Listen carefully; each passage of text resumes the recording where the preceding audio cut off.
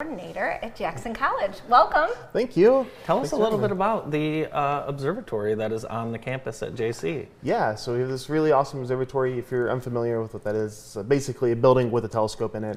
The benefit being is that permanent equipment that you wouldn't be able to necessarily set up in the field, we can have. So things like our spectrograph. Also, we can get a much bigger telescope, right? So we have a CDK 700 made by Planewave, actually down in Adrian. So it's right down the road where they're produced. Wow. World-class telesces, really cool. Yeah, there's not too many of them in the country, is there? Yeah, no, and there's not. I did not know it was cool. made in Adrian. Yeah, isn't that amazing? Yes.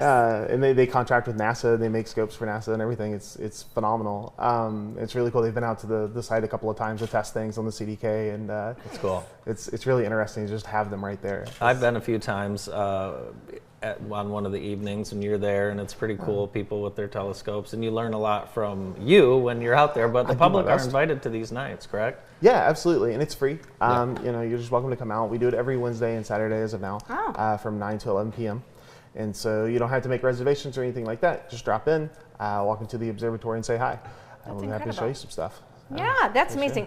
So Travis, you're so wicked smart, and I appreciate you dumbing it down for me and letting our viewers know in terms that they can grasp as well what they could look forward to with the guest speaker that you have coming up. Yeah, so we have Dr. Nicole Zellner coming out from Albion College. She's a professor there. She's a phenomenal planetary scientist, well-researched, well-published. And a lot of her research was focused on the early bombardment period, but mostly like evolution of the moon, evolution of other solar system objects. So kind of how the moon got its face, how all these planets kind of came to be and came together. And then there's even some ideas in there about how asteroid impacts helped seed life on other planets. So tell us a little bit about asteroid impacts. You see, you know, what was it, a couple months ago or maybe 6 months ago, we were dodging one? Yeah, so a lot of the asteroids that we see now that come near Earth, right, these near-Earth objects, they're part of the asteroid belt. So between Mars and Jupiter, so there's, you know, the Sun, and there's Mercury, Venus, Earth, Mars, there's an asteroid belt, and then there's Jupiter, right? And the idea is, at some point in time during the formation of the solar system, there would have been another planet here between Mars and Jupiter, but Jupiter's mass is just so great that the gravity actually prevented the planet from collecting. And so we were left over with this belt of debris that we call the asteroid belt. Yeah. And so sometimes those asteroids, they get a little excited and they get off near Jupiter, and Jupiter decides to play a game of cosmic catch with us, and it takes the asteroid and drags it around and launches it towards us. And that's where most of these asteroids that we see like come near Earth. Apparently, I don't know. We said something to Jupiter early on in the solar system, and they never let it go. You know. But yeah, so that's kind of usually how that goes. You can have asteroids from deeper parts of the solar system. There are what we call Kuiper Belt objects. So this is where Pluto is.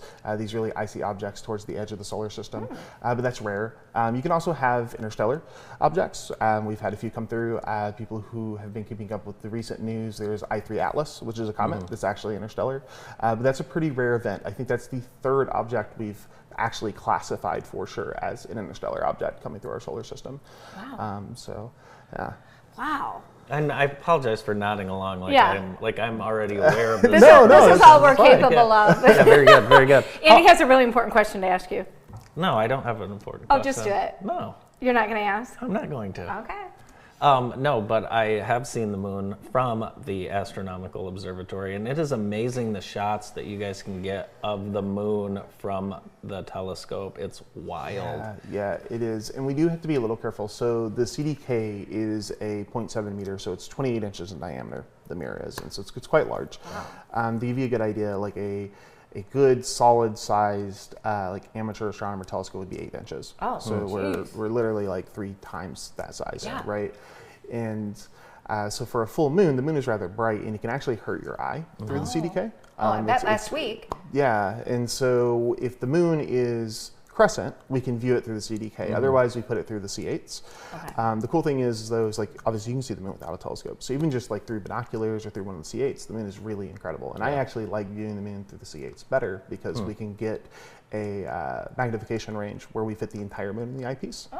Right, and so you can see the whole thing at once, that's cool. Which is really nice. For the CDK has like a 4.5 meter focal length, so like it's always really, really zoomed in, right? And it makes it really hard to see the whole thing at the same time. When did you decide that astronomy was going to be your path? Yeah, so I wish I could tell you that, like, since I was a child, it was my dream Got my and first everything I telescope, ever want right? to do. Yeah, but the reality is I always liked math and science, and so coming out of high school, I was either going to be a pilot, which was like the big program of the school near us. I grew up in Tennessee, so Tennessee State is known for their pilot program. Okay. And then, or physics, right? And I thought to myself foolishly, I was like, if I get a physics degree, I won't have to move. And so I got a physics degree. Yeah, but no, I started getting a physics degree, and at that time, it was around 2017 that I went into school during the solar eclipse, and so I got to see the solar eclipse on campus, and that was just amazing. And I was still trying to figure out what I wanted to do in physics, and I was like, this is it. This is what I want to do. And so I went on to do solar research there at MTSU, and then really fell in love with education while I was there. And so I finished out. I didn't end up being a high school teacher because I just didn't necessarily want to do that. I started working at the Hearst Planetarium. That was my first gig out of college. And so I was really excited to do that, and it was a really good job. And then, that came to an end, and now I'm here. And so, that's fantastic. Yeah. Well, we're so blessed to have your knowledge and passion for this right here in Jackson. I did not know you guys are there every Wednesday and Saturday evening for now, from 9 to 11, and it's free, and you don't even have to make reservations. Yep. Now, I will recommend on the website, it will tell you if we plan to be open or not, because we are weather dependent. Okay. Right, of course. Good call. So definitely check the website that morning for sure. What's your favorite part about being out there and meeting guests that come out there? Oh, questions. Yeah. Questions easily. Yeah. No. It's really fun to show people stuff, and it's always fun to, like, when you go, oh, this is what you're looking for, and they're like, oh, I don't see it, and then when they see it, because they're like, like you can tell it, you can read it, and that's a really cool moment. My favorite, though, absolutely, is someone asks you a question, and you can tell when you're answering. It's the first time anyone's actually, like, really taken the time to answer the question with them, right? And they might have never had the chance to ask someone who, has the time and study in that field to really answer the question for them, or it might be the first time someone's really taken time to answer the question. And so people just, like, that realization of, oh, it's not unreachable. This is something I can understand, right? It's a cool moment. That's very cool. Well, you're encouraged to come out to this free speaker event, which is on the 22nd, and it'll be a great event. Dr. Nicole Zellner. So, and do you need people to RSVP or just show up? Nope, you should be good to just show up. Hopefully we don't run out of seats. We can hold up to like 96, I think, in the lecture room we're going to be in. So if we have too many people, that's probably just a good problem. Yeah, I would say so. Travis, thanks so much for being with us today, and continued success out there. We appreciate it. Thank you so much. Thanks for coming out. Travis Marlow from the Astronomical Observatory at Jackson College. More of the show right after this. Stay with us.